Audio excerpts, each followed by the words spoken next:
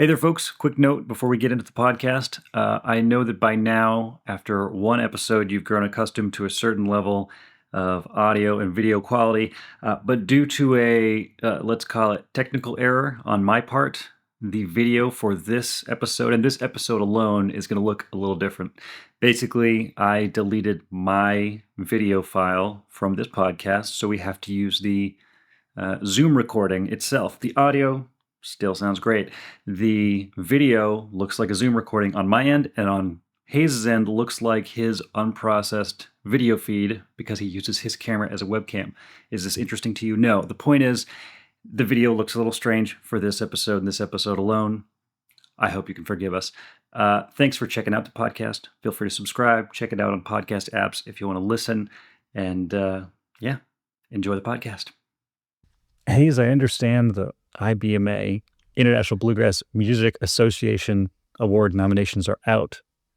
That's something I'm bringing up to you for the first time now that we did not talk about 30 seconds ago before we started recording.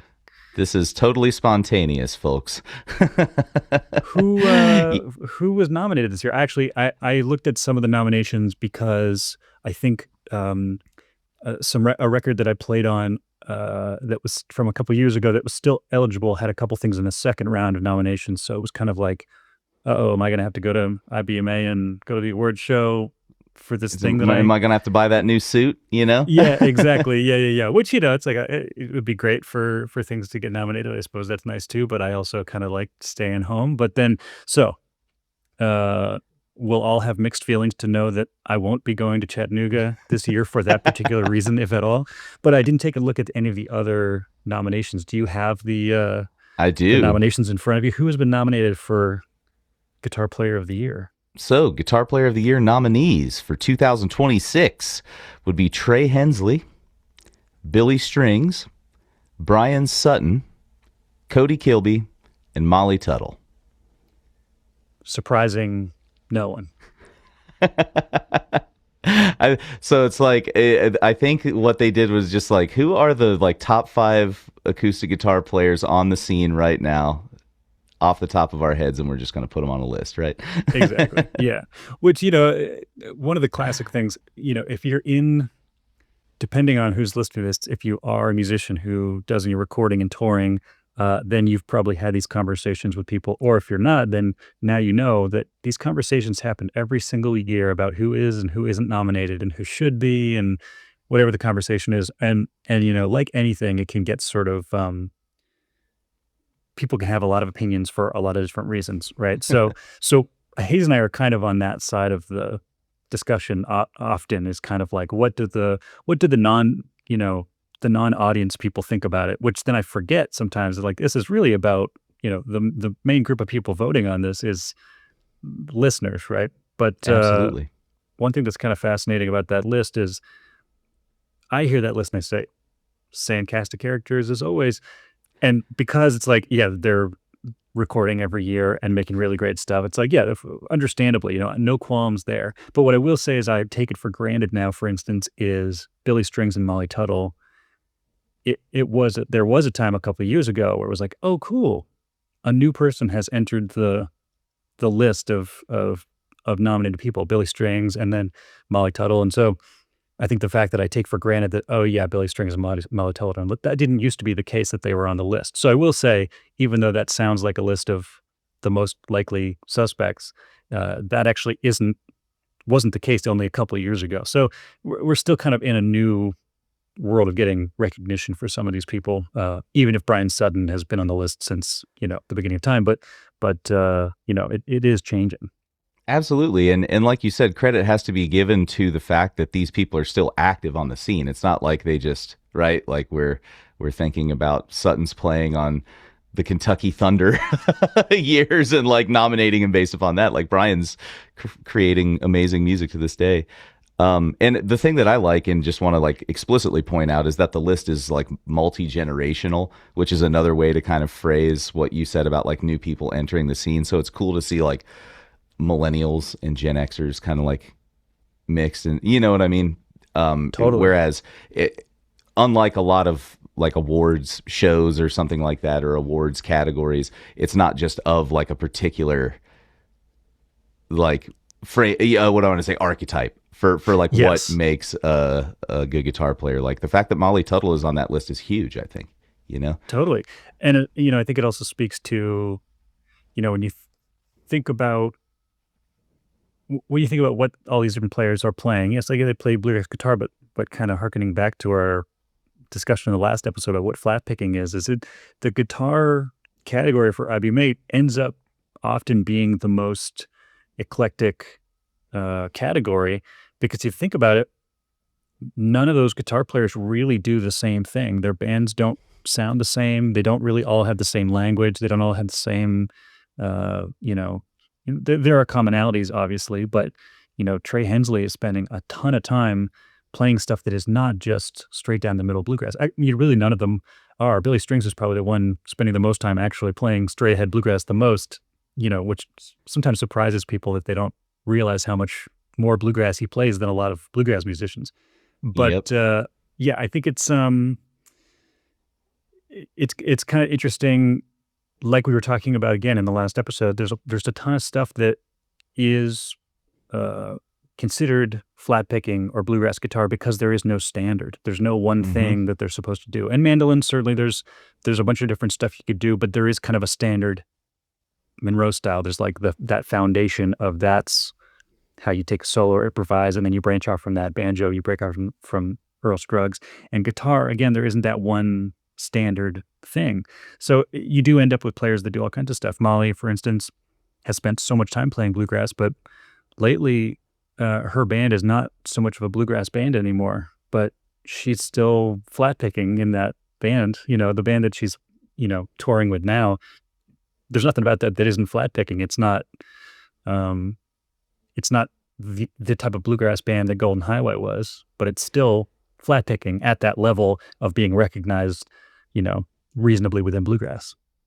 100%.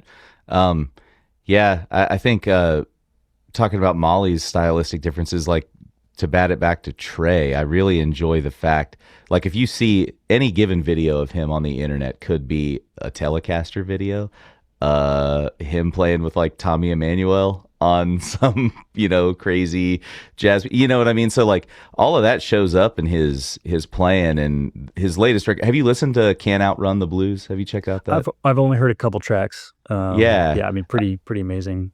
But yeah, because it's kind of like, there's obviously like hard driving, like bluegrass stuff, which he's known for, like high energy, lots of, fast 16th note runs and stuff like that. But it also kind of dips over into like almost like pop country, you know what I mean? He's like an amazing singer, and he does a lot of stuff, I think, in his flat picking to support that in a really cool way, that you don't hear so often. Almost like a modern Tony Rice, but doing it his own way. You know what I mean? Like great singer and amazing flat picker, and like those two things combined is really special. Yeah. That's interesting too, that, kind of everyone on that list, one of the common things is a lot of what they do, the music is bigger than their kind of than their instrument, right? I mean, they're known for their instrument, and that's a huge part of what they, a lot of people that do any teaching or, whatever, it's like, yeah, they spend a lot of time in the bluegrass world, but their own musical output often is bigger than here's my album of if it's a display of guitar technique, basically. You know what I mean? Like it may display that as it does with Trey, obviously. There's plenty of that. But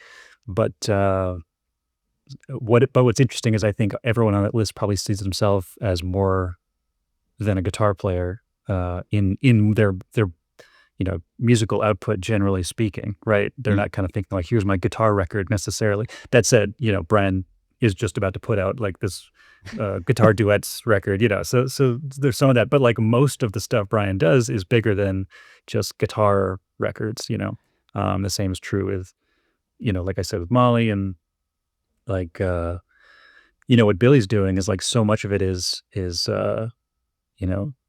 obviously communicating his love of like Doc Watson and Norman Blake to the world, but like you go to those concerts, it's bigger than the guitar, certainly. So it's kind of fascinating to see how that's handled in terms of recognition, to say nothing of anyone's opinions about the idea of awards or whatever, but it's, you know, just the general idea of kind of recognizing people for what they do. It's like, you know, it's not a list of people that say like, well, these are the people who could play um, wheelhouse the fastest. You know, some of them can, but that's not what this list is. You know, that's kind of interesting that they all do pretty different things. Absolutely.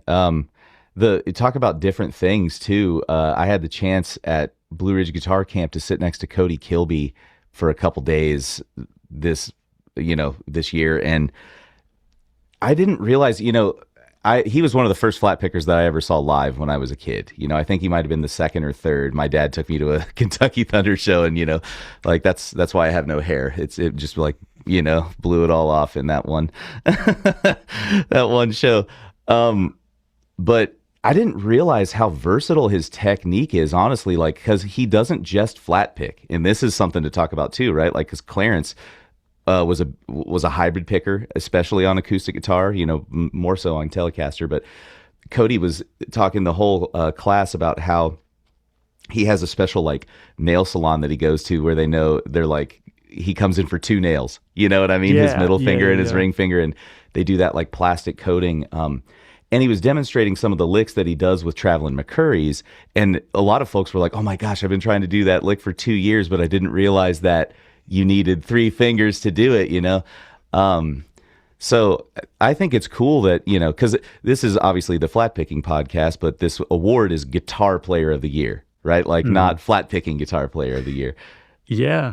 So like totally. To me, it's cool to see folks like incorporating those different techniques into bluegrass. Because like we even touched on it yesterday, the first generation of bluegrass guitar players, if we want to say it's like what, Earl Scruggs and Don Reno and George Shuffler, you know what I mean? Mm-hmm. Like Earl Scruggs was finger picking that thing. So that's like a sound, So I don't know. It's kind of cool to see this like weird stylistic meld happen 5 generations later. Because it's like Brent Mason was probably an influence on that decision. Mm-hmm. Cody said that Ricky was the first one that showed him that he did his nails that way to get some of those like chicken picking things, Sure. So I don't know. It's like just to relate that back to kind of like we're talking about the stylistic diversity of the players that are on this list. Like Cody, I think occupies a really special space. He brought up Michael Hedges in his class, as an influence, like the great bluegrass guitar player, Michael Hedges, Yes. Famously not a flat picker. I don't recall him ever using a plectrum of that style. Yeah, I mean, he did slap his guitar a lot. Yes, he did. Yeah, which is a classic bluegrass technique. It's so interesting. It reminds me. I mean, it reminds me when if you hear stories from all of the great musicians in bluegrass, really any genre, but it's relevant to this in bluegrass, especially here about. You were saying Trey spends so much time playing Telecaster, and he's got country records, and he's played on all that kind of stuff.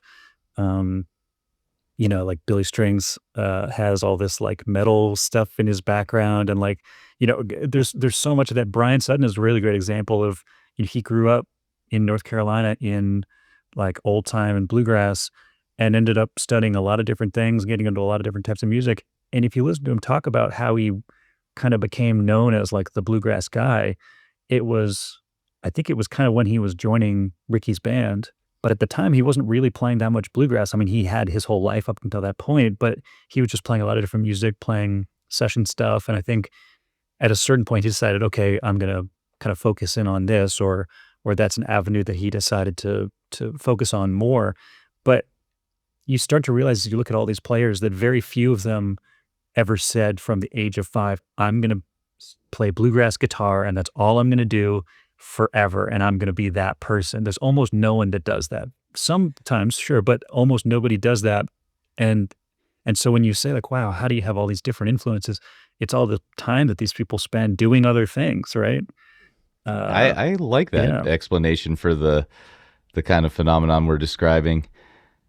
Cody told me a personal story about how when he got the job with Skaggs, he he was like, I was able to flat pick these things because I was doing contests and stuff like that. But he was like, I think I was playing more banjo at the time. So I had Ricky pulled me aside after the audition and was like, let's work out your rhythm. Let's talk about your rhythm Wow, guitar yeah. playing, you know? So That's so like, fascinating.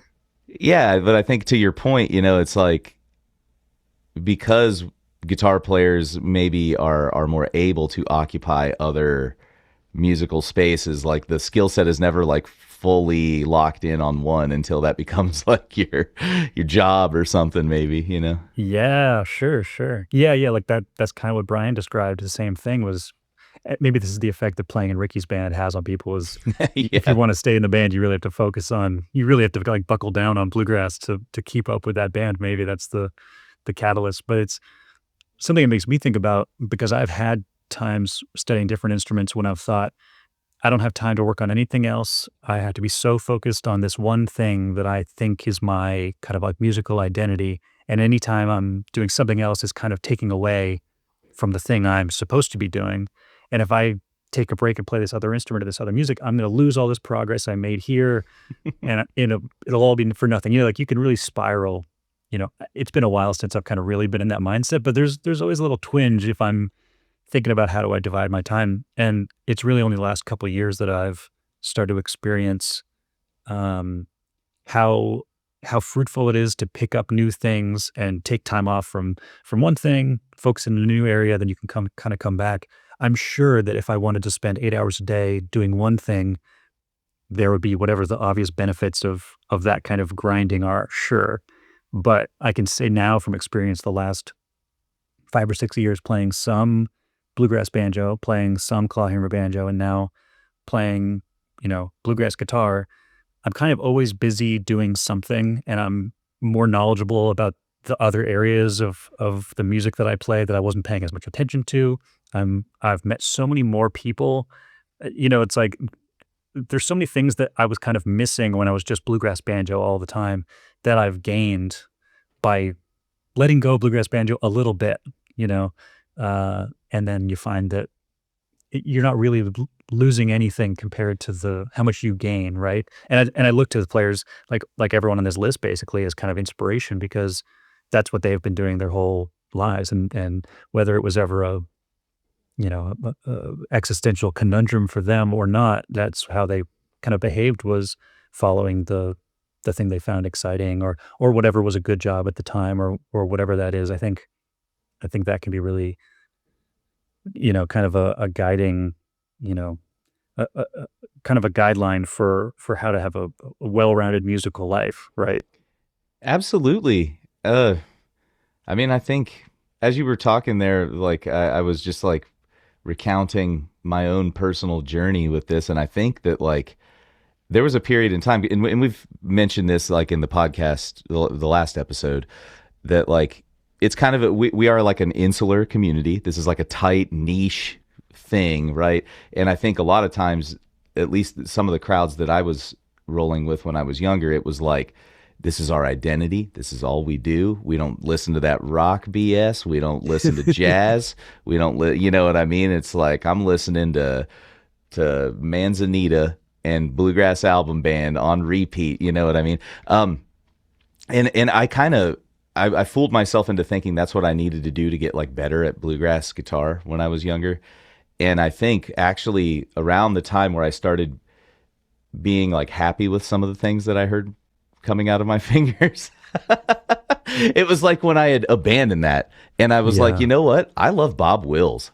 Like Bob Mm, Wills is like one of my favorite things to listen to ever. I love the Tiny Moore and Junior Bernard and Eldon Shamblin and listening to all that stuff. And you know what? I love Dave Mustaine too and Angus Young. Like literally last night, dude, I went to go see AC/DC with my wife, and it was like one of the coolest no things. kidding. Yeah, like that was. I feel like I learned to play guitar from those albums. You know, like once my first teacher showed me like a power chord, you know what I mean? It was like off to the races with that stuff.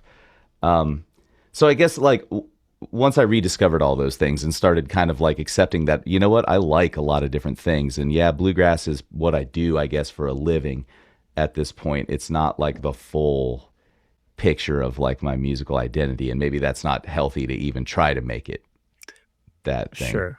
you know? Yeah, yeah, that's really fascinating.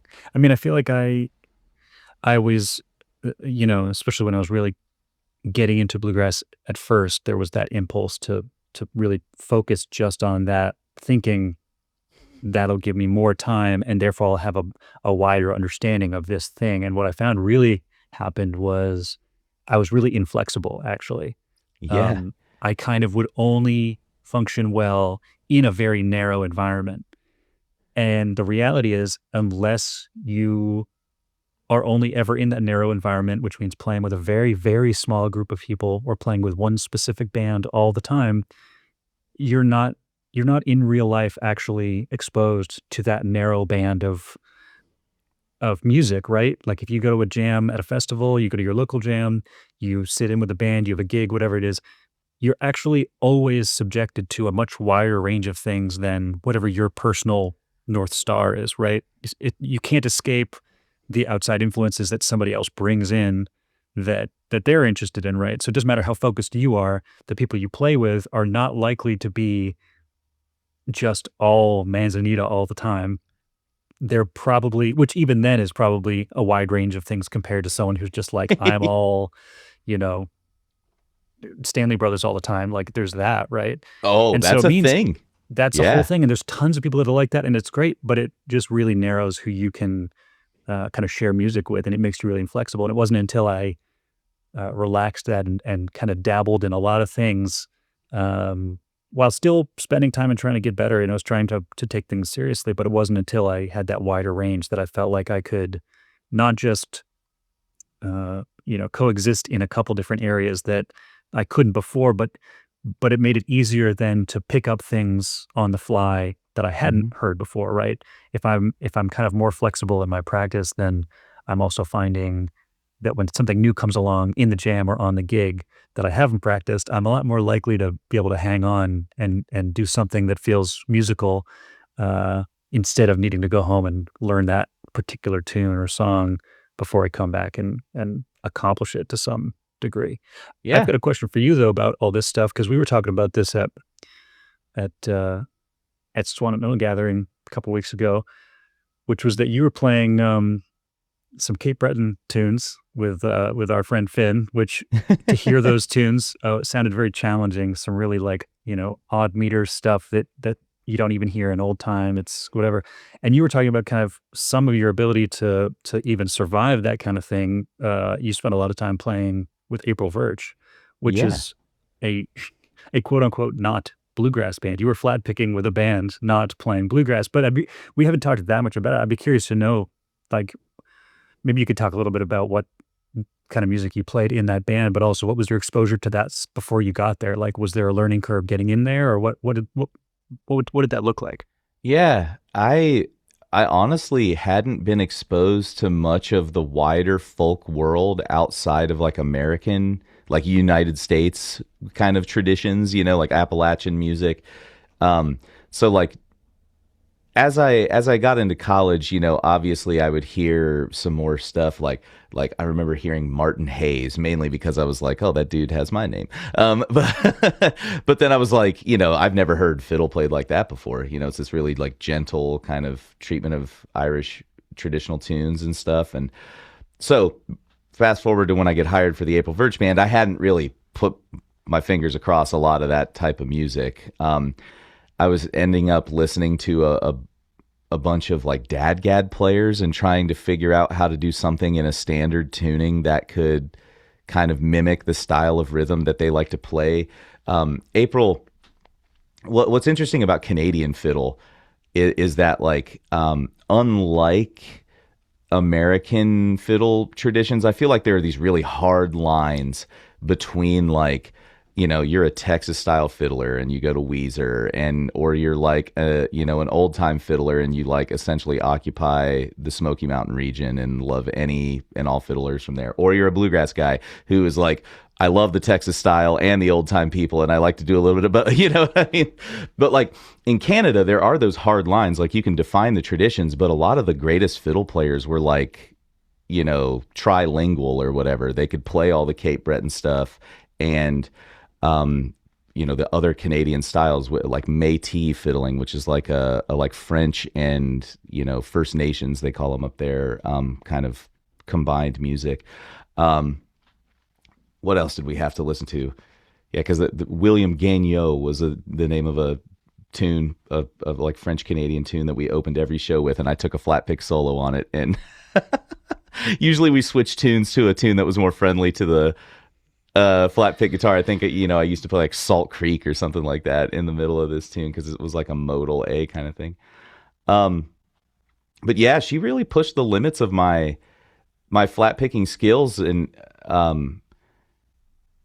I think if there are some names of people that anyone listening to this should check out to kind of get an idea, obviously check out April Virtue's music. April represents pretty much anywhere between like 3 to 5 Canadian styles of fiddle on each album that she does. She's really into American old times, so she loves Tommy Jarrell and stuff like that. She listens to a couple guys named Calvin Volrath and Graham Townsend. Those are like two of the like most legendary, like more modern kind of fiddle players up in Canada, masters of all styles. Yeah, so that was definitely being exposed to all of those folk musics and not realizing that they were just like a couple 100 miles to the north of me the whole time I was alive, and flat picking, once again, wasn't a thing that was done in those styles. Do you know who J.P. Cormier is? Yeah. We've never met, but being in Maine, I'm actually not sure what part of Canada he's in, but just being in Maine, there's a connection to a bunch of Canadians who know him, and there's a whole crew that I get exposed to more often than probably someone in another part of the country would. So I'd love to meet him at some point, but yeah. Absolutely. I don't think I ever even saw him in Ohio. Like I didn't know about him until April. You know what I mean? She was like, no, this is our like flat pick guy in Canada and he's amazing. And holy crap, his version of Lime Rock will melt your face, man. His totally. So there were like very few models, I guess, I had to go off of, kind of in a way that we were talking about, like the first and second generation of flat pickers in the States they were like, there's a few people we can look to for inspiration, but otherwise I'm just like hacking my way through this. I think one thing I found myself doing when forced to play those styles of music is like a total abandonment of the style of music that I play, meaning like I'm now playing this is going to sound so hippy dippy, but you know what I mean? Just like I'm playing more of a feel, or like I'm playing within a tonal framework. I'm not playing bluegrass music. I'm not playing, like I never once went, like in like those like Canadian tunes, like it just doesn't work that way. So you have to figure out maybe a little bit of their vocabulary or some ways to just like mimic their vocabulary within the major scale framework and stuff like that. I think we talked about in the last episode, we both had a period in our lives where we were kind of like abandoning those cliches that we had amassed, you know what I mean? And helped us work inside of the bluegrass framework. But that was one of those periods where I think I shed the most of my cliches was in the April Virch years, because they just didn't work. Sure. Yeah, that's really interesting. Do you feel like that helped then when you were playing bluegrass? Was there any part of that was like, oh, I had some experience following my ear or following the sound of the band? I mean, I assume that means that you really had to trust your ear when you were playing that band, and it out of necessity, where sometimes if you're playing, let's say you're playing Salt Creek, for instance, with a bluegrass band, it would be great if you were using your ears and listening to the band and listening to everybody, but you can get away with not if you really know how to play Salt Creek. And so, we're all probably to some degree, I'm not accusing you of anything. I would say I am definitely guilty of like, okay, we're on the rails. I know exactly where I'm going with Salt Creek. Absolutely. But if I don't know what's about to happen, sometimes that makes me a better, I might not play, technically to a certain level if I were familiar with the music, but I'm listening much better and therefore possibly playing better music, in the long run there. And do you feel like then when you did go, spend time playing bluegrass throughout that, do you feel like you were kind of still in that mindset at all, or did you feel like that you could let that stick with you a little bit? To me, I think it was honestly uh, a near total mindset shift. Wow. So like being and you know, if April ever hears this, like thank you, April, for like hiring me to be in your band and forcing me to do all these things outside of my comfort zone, because it really showed me what, you know, you were dancing around this topic earlier, and I've had this discussion before, you know, like the people we were talking about on the list aren't just guitar players, they have something else. And another way to say that maybe is like they're not just guitar players, they're like musicians. You know Right. what I mean? They're like practitioners of music. And I think that was Hmm. one of the things that I really got into in the April Verge years, was like I couldn't just play the guitar anymore. I had to play the music. You know what I mean? That Cool. Yeah. Yeah. was being tossed at me. And I think once you peek behind the veil of something like that, you actually see that it's like kind of a much more liberating and more fun world to occupy. Personally, I feel like I don't like vocal melodies, for example. If I'm in a bluegrass jam to this day and I've never heard the tune before, usually 90% of the time, because of my experience with April and that phenomenon we just talked about, by the time it comes around for my break, I could play a note for note, like melodic solo for what was sung over the verse. You Hmm. know, like you get into this routine of like, because you have such an active ear and you're like scared for this like unknown thing that's going to happen next, it like shocks you into just being in the moment, Hmm. you know, Yeah. and Yeah. like learning how to internalize those things. So like a lot of that stuff, I feel like I don't even like quote learn those tunes anymore. It's like I just like open my mind in the moment, and then like the music happens as it needs Sure. to. If it's a fiddle Sure. tune, that's a totally different story. If it's like a Sure. complex Yeah. piece of Yeah. music, you know, like Yeah. you know, something with a bunch of eighth notes, that's obviously like, but even her influence there, I can transcribe fiddle tunes quicker. You know, I can hear them by phrases instead of individual notes. You know what I mean? And there's this whole thing that got unlocked from playing with April like that. So yeah, I think it was a total change in mindset from that point forward. That's super interesting. Yeah. It's funny you mentioned that the kind of like liberating. It really is those two things at once. Is it's a liberating feeling to be uh, trying to listen deeply to what's happening, the music around you, and trying to react to that and trying to participate in that.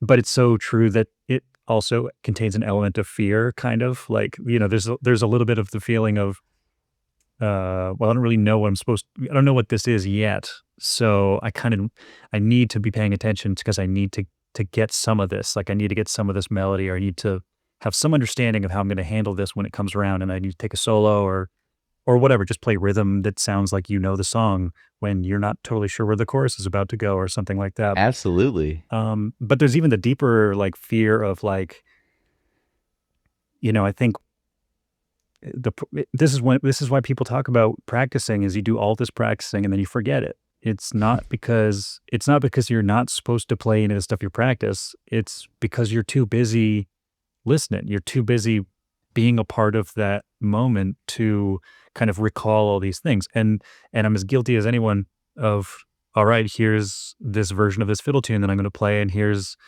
the stuff that I know that's going to work, and I'll kind of recall things I've practiced, or I'll try things. Absolutely. It's just, this is not a black and white issue. But the times that I've remembered why I play music or why this is so great, or the times that I've kind of felt like, oh, this is what it felt like to hear this type of music for the first time, were the times when I was able to kind of let go and say, okay, it's okay if I don't touch on everything that I've been practicing lately, as a little bit of a, you know, make a point to myself that I'm making progress, right? I'm going to let go of that, and I'm just going to do what's happening in front of me, which is generally pretty simple songs in bluegrass specifically. And it's like, there's it's going from the fear to the liberation of it. It's like the kind of one unlocks the other. And so, I can't just turn it on all the time. But certainly again, we were talking about this in the last episode about, figuring stuff out for yourself and kind of being relentless in your search for understanding of stuff. Because once you get a taste, you can't stop, right? And once you get a taste of that experience of being in the moment, playing music with people, especially people that, it's like how you become deeper friends with people that you just met at a festival is like that experience, right? And once you have that experience, it's like, wow, why would I want to have a different experience in music than that, right? Exactly. So it's not easy to just do that all the time, but it sounds a little bit like that's kind of what you're describing was happening. Kind of again, it's like stuff like this happens out of necessity. If you put yourself in a situation like that, you don't know exactly what needs to be happening, you're going to kind of think and listen deeply to figure it out. It reminds me too when people Absolutely. talk about, they don't want to go to a jam for the first time or something like that.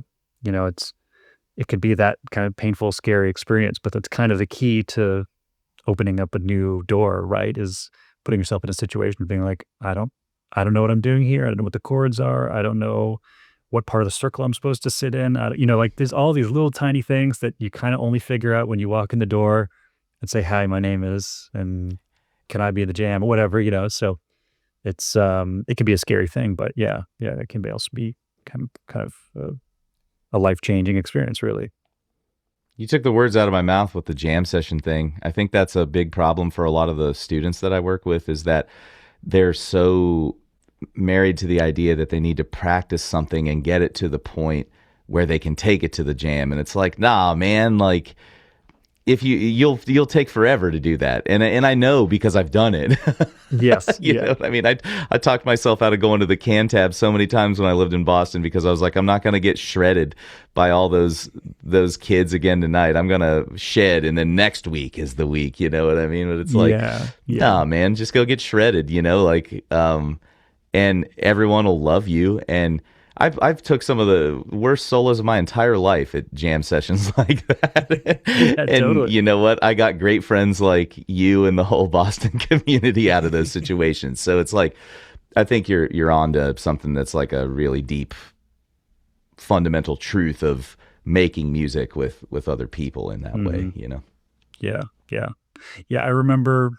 Yeah, it's so true. The times I haven't gone to something because thought I wasn't ready, and then remembering the times I went anyway. Went to a festival. I remember going to the Gay Likes Fiddlers convention the first time with with my buddy Troy Boone, great multi instrumentalist, and we went for the first time. We didn't know anybody who was going to be there, and we we met a whole bunch of people and we jammed a lot.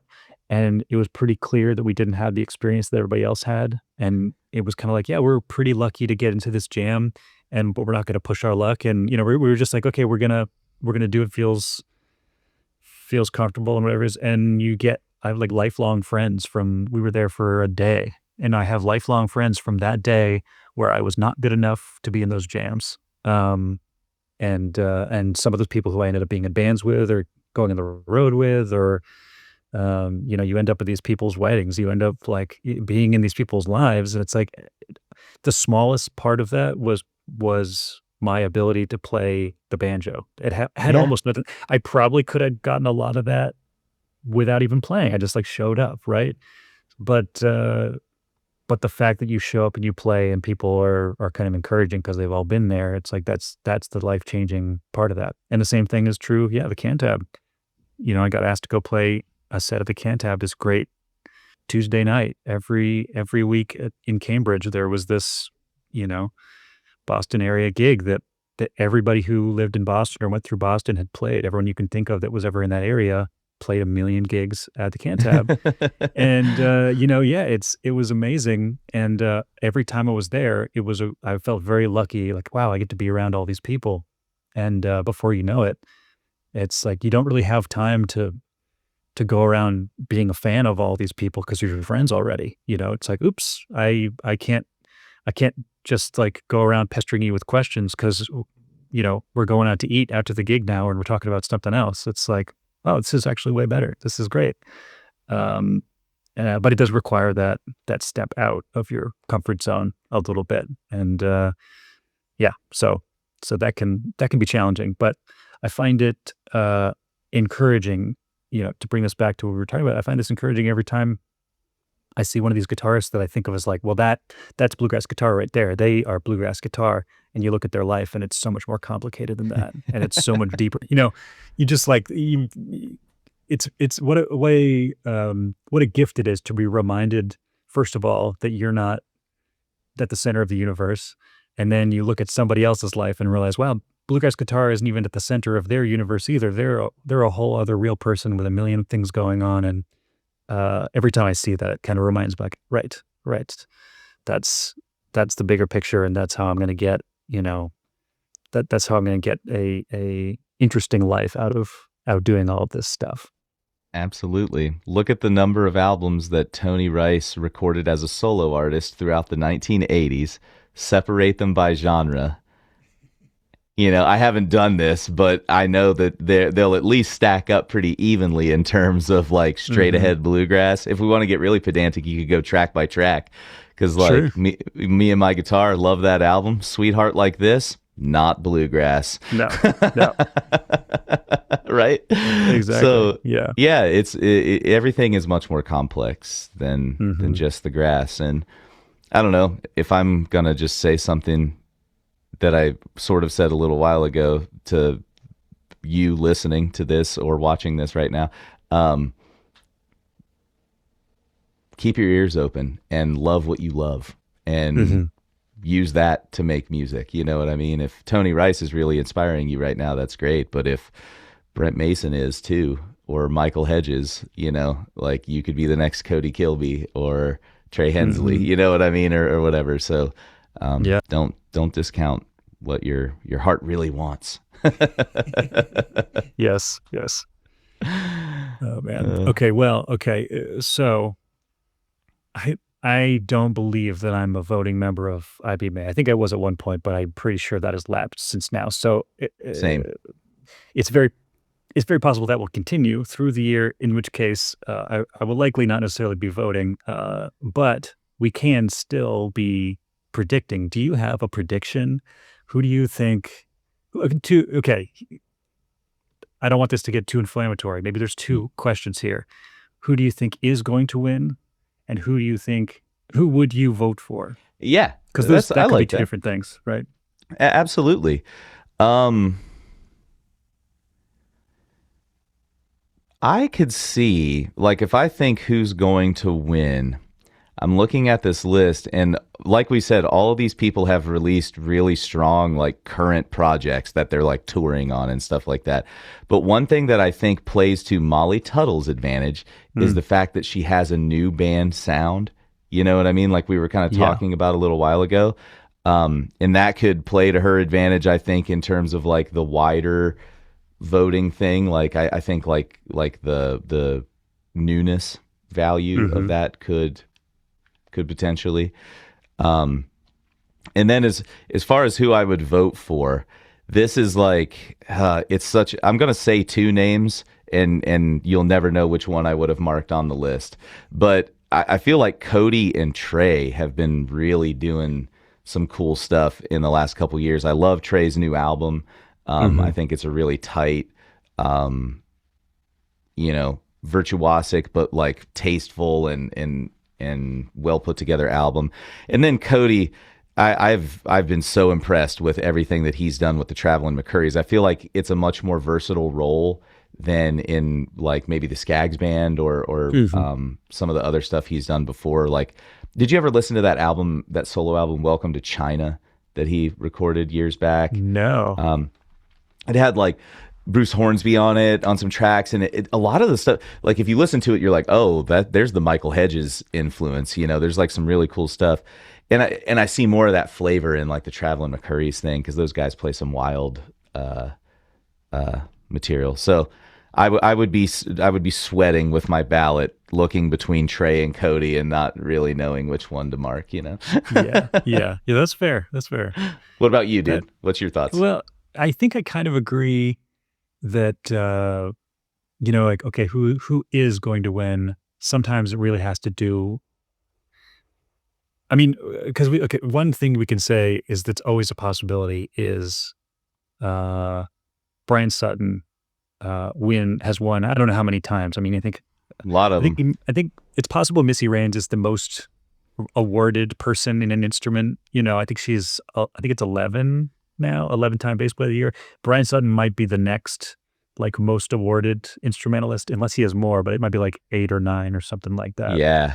And I remember there were a couple of years where it was just over and over and over again, and to the point where he even was kind of in his speech saying thanks, but like I think one year he read a list of people that people should listen to. It said like, hey, check out Billy Strings and Chris Luquette, and he read this list of people like because he was saying, look, this is great, but I've won this a lot of times. This is getting ridiculous, people. Yeah, exactly.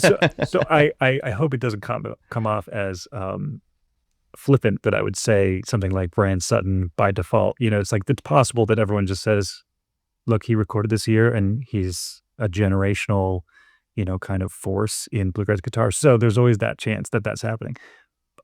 My recollection is that lately it has been, I don't pay too much attention, but I think it's been more often Billy or Molly in the last couple of years is my recollection. Maybe Trey a couple of years ago or something like that. So I say that it's like, who knows, maybe Brian. But I kind of agree with you that I think when somebody changes their sound in the course of like a year or two, and then like the stuff that Molly put out was kind of a lot of it is more kind of pop centric in a way, but like her guitar parts are very much her, like it's her sound. It's not her.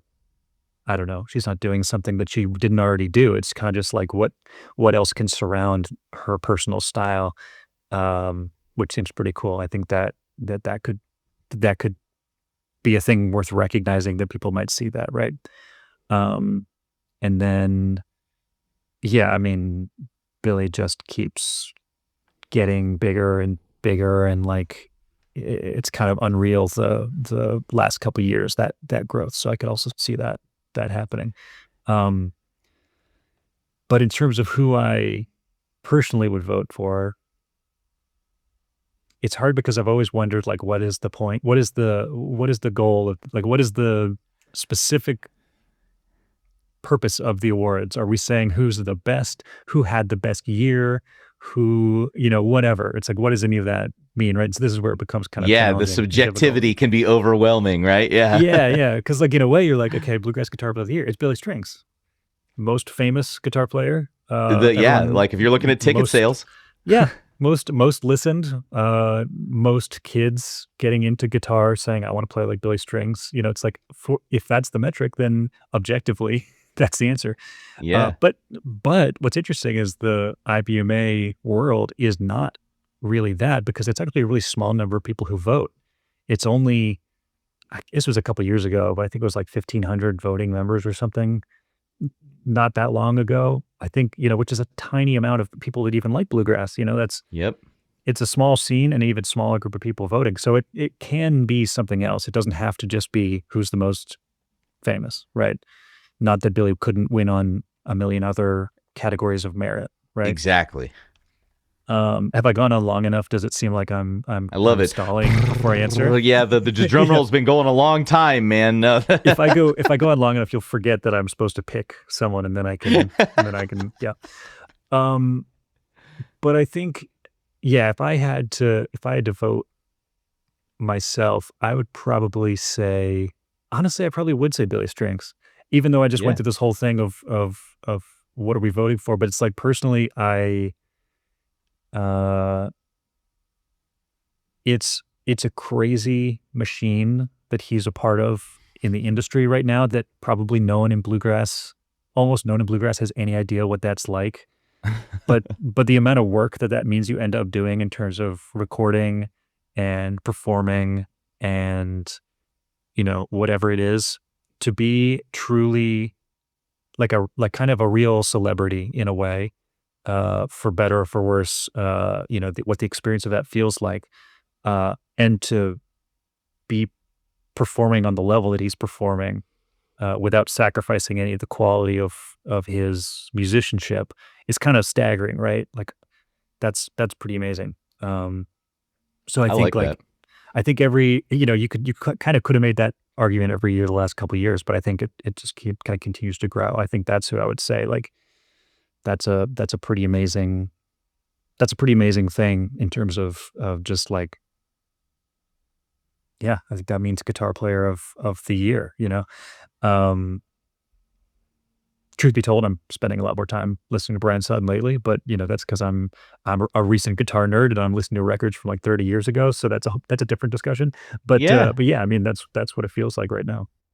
Yeah, I like that, man. And even what you just said is cool because you can like I think to think about something like this is not like pointless, even though it is pretty subjective, you know what I mean? But it helps you like I don't know, we're being forced to reckon with like what do we appreciate about the people that we listen to and whatnot. And I think if you look at the whole person, like you said, holy crap, like Billy Strings, what a kind of magnificent operation and story and guy. He's just like a nice dude, you know what I mean? So there's like Yeah. and all of them can say that. Like I met Brian Sutton for the first time this past year and he's one of the like deepest, most like mindful people. He Mm. like listens to everyone who talks to him, so like I was getting at, you're forced to reckon with these things. Like what do I know about this person? What do I appreciate about their guitar playing and how they fit into the scene? And I'll after now that we've made our choices, I'll absolve us of all guilt and say that if we zoom out, we can say the same thing that we said at the beginning, that like this is a great list, and I don't think can't argue that there's that all these people like don't deserve to be here or whatever, like Yeah. Yeah, absolutely. Yeah. And I think one of the things people forget is because you do hear a lot of complaints about the list, right? Like, yeah, especially from musicians, but no matter who it's from, even from the audience, you hear like, well, why isn't so and so on the list? And I think there's always a pretty obvious answer, which is, um, we can't quantify ability in such a way that someone as recognized as Brian Sutton is to then be compared to this person that people don't necessarily know about, but may be the greatest guitar player of all time, that they say, why aren't they on the list? That conversation happens every year. And it is kind of like, well, that's the world we're living in. If we're having the big award show with the big names and everyone gets all dressed up, it's like, well, that's kind of the nature of what this thing is. Sometimes people take for granted that the award show is made up. This is not like, okay, the US government is deciding once and for all who the best thing at this thing is. And that's just it's like, this isn't an immutable law of the universe. yeah, It's like you talk about like Times Person of the Year. It's a magazine and they made it up. This is yep, an association and they made it up. So, it has real world consequences, certainly, but you do have to kind of remember like it's an award show for people that we already know about. And eventually your unrecognized favorite guitar player will probably end up there if they decide to go through the industry, right? This is an industry award show. This is not and a grassroots folk recognition of people who don't play professionally or don't, record. This is an industry association for people who participate in the business at a high level. So yep. you have to keep that in mind. Because I often am like, wow, man, too bad so-and-so isn't on that list. It's like, well, so-and-so hasn't been in the industry for long enough to kind of be recognized in the industry, right? It's industry stuff. Yep.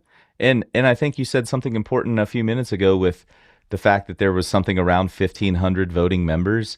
And if you think about the people who are going to hold membership in this organization and have a vested interest in this, it ends up oftentimes being industry professionals, like you said. So it's like, it's not just the average everyday person that's signing up to be an IBMA member so that they can vote in the awards show. It's people that are musicians and promoters and work for record labels and are luthiers, and you know what I mean? So it's like all of the trades that are kind of like related to bluegrass, that's who shows up. And when you have such a small subsection, 1,500 people, and you think about, okay, what guitar players have made some sort of impression upon the majority of that small subset of people, the names start to make sense, like you're saying, you know what I mean? It's the people who are at the festivals all the time, working with those promoters and who are on those record labels and who are buying and representing those instruments and luthiers and who are, you know what I mean? And I'm not even saying this is like a terrible thing. It's just like a fact, like you were Yeah. talking about a minute ago, right? It's like that those are the inner workings of how that stuff operates. Yeah, absolutely. Yeah, sometimes, I mean, a great example is the Grammys we kind of look at in the same vein where we kind of take it as like that's just a fundamental part of human existence is here's the event where they tell us what the best thing is. But you really kind of had to zoom out again and be like, no, it's a made up thing that is kind of the same. It's for the industry, right? It not doesn't because it's made up. That doesn't mean it's not real, but it does mean that it wasn't there before we constructed the whole thing and decided this is how it's going to work, whatever it was. And even something like that, that is kind of more something like the Grammys is more, it's mass appeal across the entire world in a sense, right? In terms of like your impact on whatever. But bluegrass is an even more focused version of that, specifically in that one industry. So I think if you take that into account, then it's like, yeah, I wish the people that don't get recognized could have the benefits that you get when you win an award. Certainly, there's lots of opportunities and the recognition can be great for you professionally. So it's not to say that it doesn't matter. But when, it can help you not take it personally when you think that the real reward is not necessarily the trophy. The reward is industry stuff, is your ability to then perform within the industry. So that happens. What I am curious about, because these conversations always include long lists of people that should be recognized for whatever reason, and maybe this is a good thing for us to do on a regular basis, is if maybe share someone that you've been checking out that folks maybe haven't heard of. I've got one, but I'm curious if you got Oh, something you've been yeah, thinking man. about that, because it's there's tons of people that I think someone should check out and listen to that maybe isn't going to end up on that list either for one reason or another. But I mean, man, what a bunch of amazing music that's out there that doesn't need to be awarded to be shared. Yeah. I mean, if we're talking about, I'm just looking at my recently listened to because I've been actually trying to specifically plug into more new stuff, and I love what Grant Gordy is doing with Mr. Sun these days. You know what I mean? Like he's obviously not like the most quite the opposite, in fact, of like the most like down the middle like bluegrass guitar player. I don't even know if bluegrass guitar player is what something that Grant would identify with. Like he's a flat picker, right? So yeah, I really dig what Grant is doing these days, and I think that those guys are making some of the most interesting music. Him specifically on the guitar that I really enjoy. Yeah, who's your choice? So this is one that I've known them for a couple of years, but I think this record just came out in June, and kind of blew me away. I don't know if you know Sophie Wellington. Yeah. Yeah, so Sophie, I kind of knew them as like a fiddle player primarily, I guess, and does like flat footing and dance stuff, and had a maybe still has a great band called Dumpster Debbie, which is like old time with drums sometimes and like cool stuff, whatever. And I would be curious to ask them about this because they put out this record called, let me look at what it's called so I don't mess it up. It's right here because I've listened to it all morning. It's called Her Bright Smile Haunts Me Still. And it just came out last month.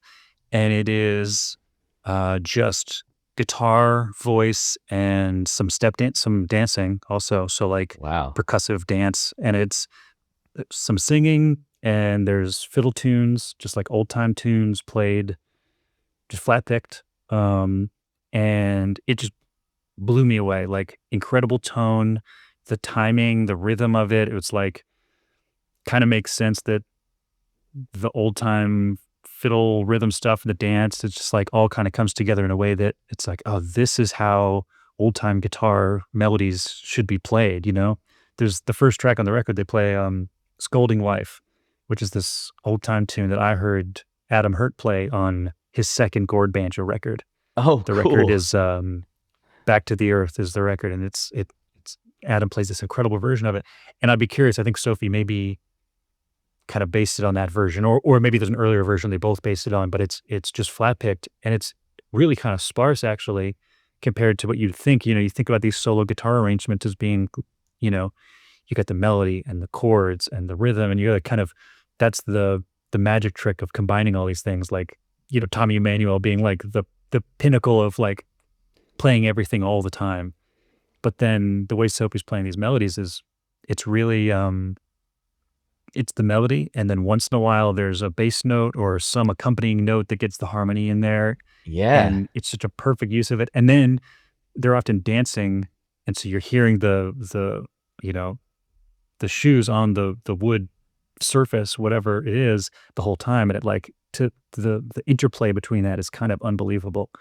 And then there's a couple where they're just singing some really amazing songs, and the guitar accompaniment again is kind of simple, uh, but really deep. I don't know. It's really kind of rocked my world in the last like day or two. So it's one of those things where, if you think about IBMA and what flat picking represents within IBMA, what bluegrass is like, yeah, that's never going to be recognized in that way.